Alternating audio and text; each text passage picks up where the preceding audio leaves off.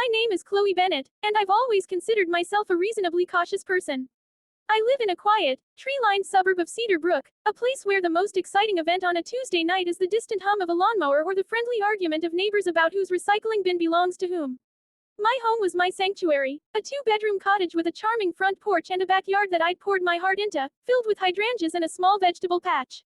It was the kind of place that felt immune to the chaos of the world, a bubble of safety I had meticulously built for myself.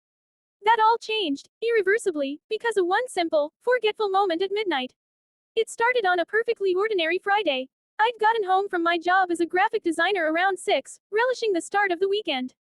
I made myself a simple dinner, scrolled through streaming services without committing to anything, and eventually settled on the sofa with a novel I'd been meaning to finish. The evening was a portrait of domestic tranquility. The soft, yellow light of my lamp cast a warm pool over the pages, and the only sounds were the gentle hum of the refrigerator and the occasional turning of a page. As the night deepened, a slight chill settled in, so I got up to make a cup of sleepy time tea. That's when I ventured into the kitchen and opened the back door for just a moment, leaning out to feel the crisp night air. I remember taking a deep breath, looking up at the few stars visible between the branches of the old oak tree, and thinking how peaceful it all was. Then my phone buzzed in my pocket, a text from my friend, Sarah, about our plans for Saturday morning.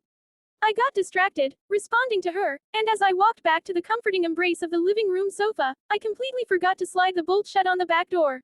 I must have dozed off on the couch, the book resting on my chest, because the next thing I knew, I was jolted awake by a sound. Not a crash or a scream, but something far more subtle. A soft, shuffling noise. The digital clock on the cable box glowed a bright red 2:18 a.m. The house was plunged in darkness now, save for that single red numeral. My heart was already thumping a erratic rhythm against my ribs. I lay perfectly still, straining my ears, trying to parse the silence.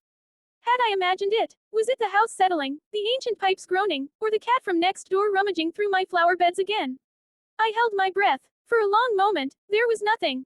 Just the frantic pounding of blood in my own ears. I began to relax, chiding myself for being so jumpy. I was just about to sit up, to shuffle off to my proper bed, when I heard it again. This time, it was unmistakable. It was the sound of a floorboard creaking under a cautious weight. It came from the direction of the kitchen. A cold dread, entirely different from the cozy chill of the night, began to seep into my veins. This was wrong. This was a sound that didn't belong.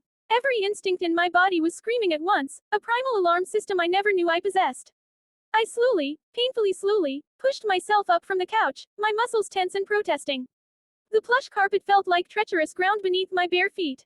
I didn't dare turn on a light. Instead, I crept toward the arched doorway that separated the living room from the small hallway leading to the kitchen and bedrooms. The darkness in the hallway was thick, a pool of ink I was terrified to enter. From my vantage point, I could see a sliver of the kitchen. The moon outside provided a feeble gray light, outlining the shapes of the countertops and the refrigerator. And then I saw it. A shadow. It was a denser patch of darkness that moved, gliding across the moonlit patch of the linoleum floor. It was human-shaped. My breath hitched in my throat, and I clamped a hand over my mouth to stop any sound from escaping. I wasn't alone. There was someone in my house. The reality of it was a physical blow, a nausea-inducing wave of terror. My mind raced, a frantic, disjointed slideshow of panic. What do I do? Where do I go? My phone was still in my pocket, a small, hard rectangle of potential salvation. My bedroom was down this same hallway, but to get there I'd have to pass the kitchen entrance. The front door was on the other side of the living room, too far, too exposed. The shadow in the kitchen moved again, and I heard the faintest rustle, like a hand brushing against a paper bag. He was looking for something. Or maybe he was just looking. I had to move. I had to hide. With painstaking slowness, I retreated back into the living room, my eyes glued to the dark hallway. My heart was a wild drum against my ribs, so loud I was convinced the intruder could hear it. I thought of the small walk-in closet in my bedroom. It was my best option. I inched my way down the hall, pressing myself against the wall, avoiding the floorboards I knew would sing out under pressure. Every second felt like an hour, every tiny shift of my weight a thunderclap in the silence.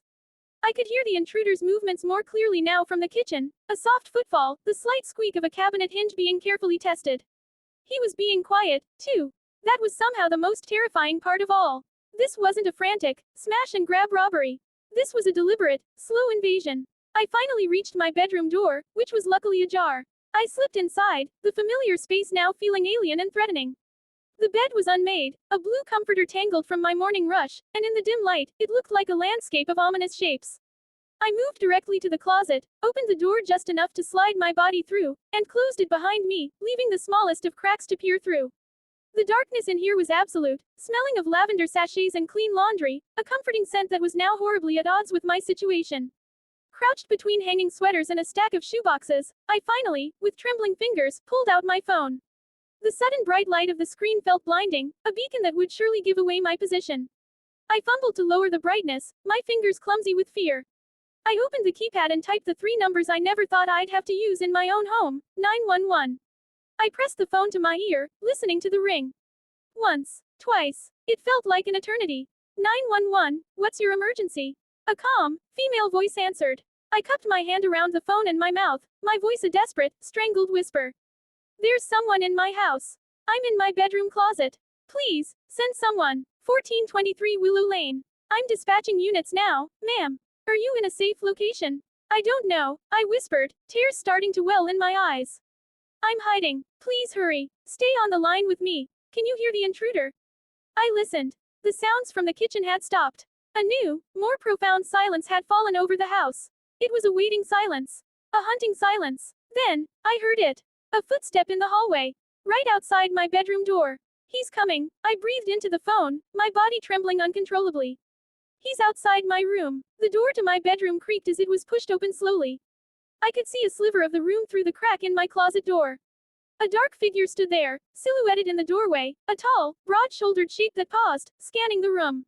My blood ran cold. I stopped breathing altogether, pressing myself back against the wall, wishing I could melt into the drywall.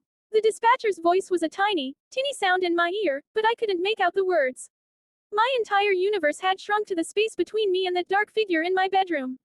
He took a step inside. His head turned, looking toward the bed, then toward my dresser. Moonlight glinted off something metallic in his hand. I couldn't tell if it was a knife, a tool, or just a belt buckle. My mind supplied the worst possibilities. He moved with a quiet, predatory confidence that made my skin crawl. He was just looking, taking his time. This was his domain now. Then, a miracle, in the distance, faint but growing louder, was the sound I had been praying for. A siren. It was still blocks away, but it was unmistakable. The figure in my room froze. His head cocked, listening. The siren grew closer, a second one joining it. The spell was broken. In an instant, the confident intruder was gone, replaced by a startled animal. He turned and moved quickly, not with stealth anymore, but with haste. I heard his footsteps retreating down the hall, back toward the kitchen. They're here, I sobbed into the phone. The police are here. He's running. Stay where you are, Chloe, the dispatcher said firmly. Do not come out until an officer confirms it's safe. I stayed crouched in the closet, listening to the glorious, deafening arrival of the police cruisers. Tires crunched on my driveway. Car doors slammed. Authoritative voices called out. Bright, swirling red and blue lights painted the walls of my closet through the small crack, a beautiful, chaotic light show of rescue. A few moments later, a deep voice called out from the living room. Police, is anyone in the house? I finally emerged from the closet, my legs weak and shaky. I stumbled out of my bedroom and into the living room, where 2 police officers, a man and a woman, stood with their flashlights cutting beams through the dark.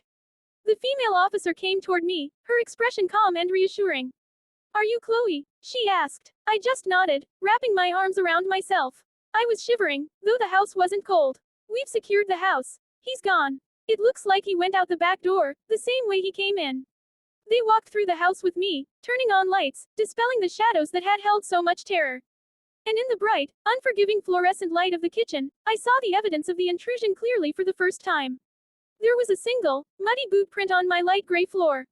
The drawer where I keep the kitchen tools was slightly open. And on the counter, next to the fruit bowl, was a set of car keys that weren't mine.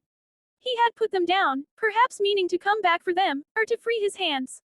The rest of the night was a blur of statements and reports. The officers were kind and professional. They told me that my quick thinking to hide and call 911 likely prevented a much worse outcome. They took the keys as evidence. They pointed out the unlocked back door, the simple mistake that had almost cost me everything. I looked at that door, at the innocent-looking bolt that I had failed to slide home, and a fresh wave of guilt and fear washed over me. The sun eventually rose, casting a normal, cheerful light over Cedar Brook. The police cars left. The neighbors who had gathered on their lawns went back inside. But the safety of my sanctuary was gone. The house felt different, tainted. Every shadow seemed to hold a memory of the night's terror. I double-checked every lock, every window, a ritual that would become a permanent part of my life. They never caught the man. The keys belonged to a stolen car found abandoned a few towns over. The police told me it was likely a burglar who thought the house was empty, looking for easy cash and electronics. But I can't shake the feeling I got from watching him stand in my bedroom doorway. It wasn't just about theft. It was about violation. He wasn't just in my house. He was in my space, my privacy, my sense of self. It's been 6 months now. I've installed a new, heavy-duty deadbolt on the back door, a motion sensor light in the backyard, and a security system that chimes every time a door or window is opened. I check the locks every night before bed without fail. The fear has lessened, but it hasn't disappeared. It's a low, constant hum in the background of my life, a reminder of how fragile our safety really is. I learned a terrifying lesson that night, one paid for in sleepless nights and a lingering jumpiness at small noises. The simple, mundane act of locking a door is no longer a thoughtless habit. It is a shield. It is the thin, crucial barrier between the peaceful world I try to build for myself and the unsettling unknown that waits in the quiet of the night. I will never, ever forget to close the door again.